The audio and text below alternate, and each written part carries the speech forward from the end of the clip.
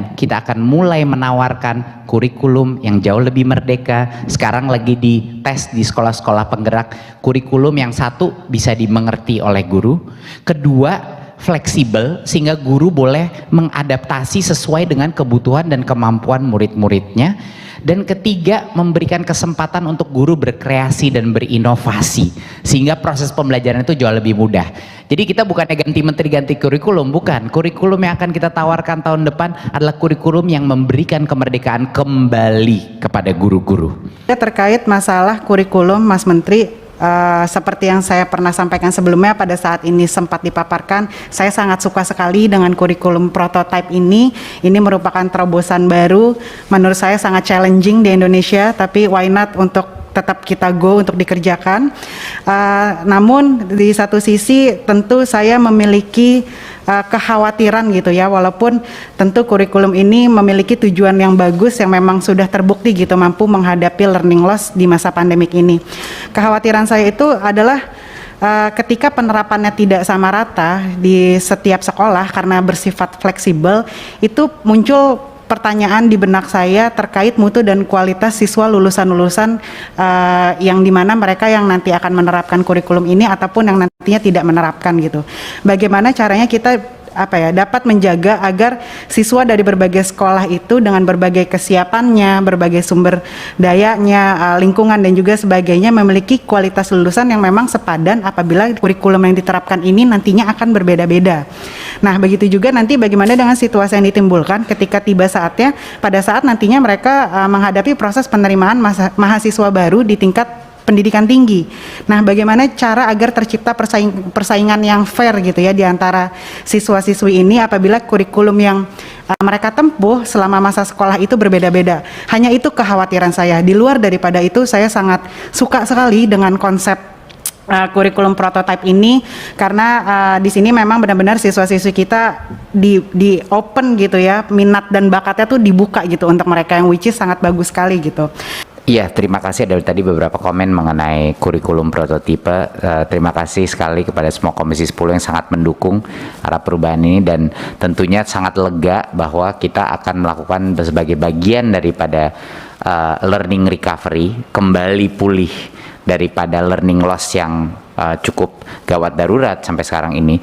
Kita tidak akan melakukan pemaksaan apapun dalam bentuk kurikulum. Ini semua akan siap sekolah yang ingin atau punya kemauan untuk mencoba kurikulum baru ataupun masih berdiri dengan kurikulum yang sekarang, itu adalah opsinya sekolah. Jadi tidak perlu lagi ada kekhawatiran mengenai kurikulum dipaksakan, ya, perubahan kurikulum dipaksakan. Seperti yang saya sudah bicarakan kepada Komisi 10 di acara kami di Bali, bahwa karena ini masa pemulihan, itu temanya adalah tidak perlu khawatir karena ini semua keputusan masing-masing sekolah untuk mengadaptasi dirinya untuk mencoba kurikulum yang baru apa tidak, sehingga kita akan melakukan secara bertahap, secara tenang, dan dengan kemerdekaan full sekolah tanpa paksaan.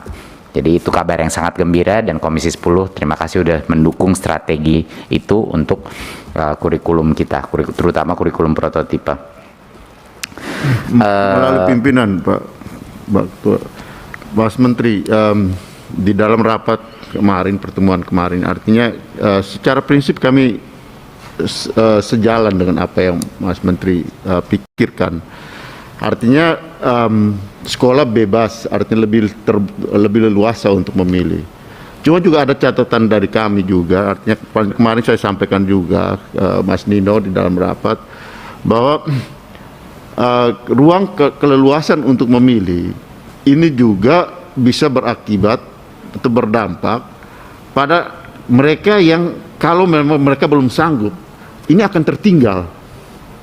Jadi harus ada juga endorse supaya jangan sampai yang tidak, ya, belum siap atau merasa belum mampu, kemudian ya dia juga karena bebas memilih, ya kami belum sanggup.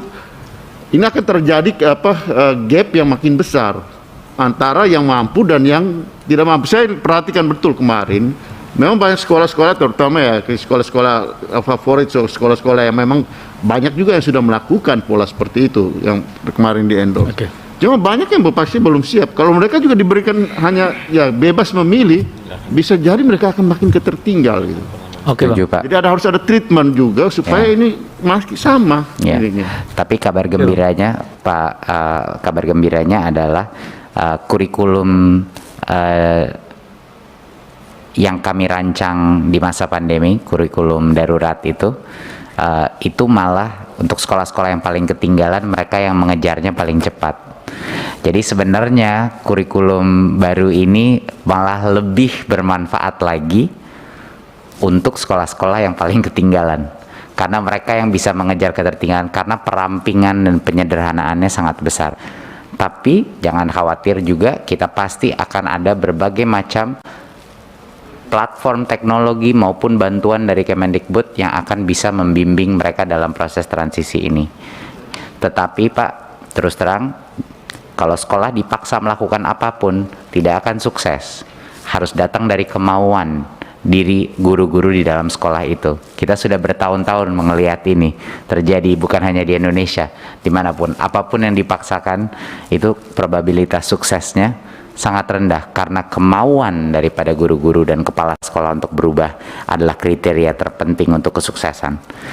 Tapi nggak apa-apa, lama-lama juga mereka akan melihat tetangganya mulai melakukan, oh itu kayaknya sangat menarik, lebih organik saja Pak. Tapi kan ini kita dalam proses 2 tahun ini, kita akan monitor dan observasi.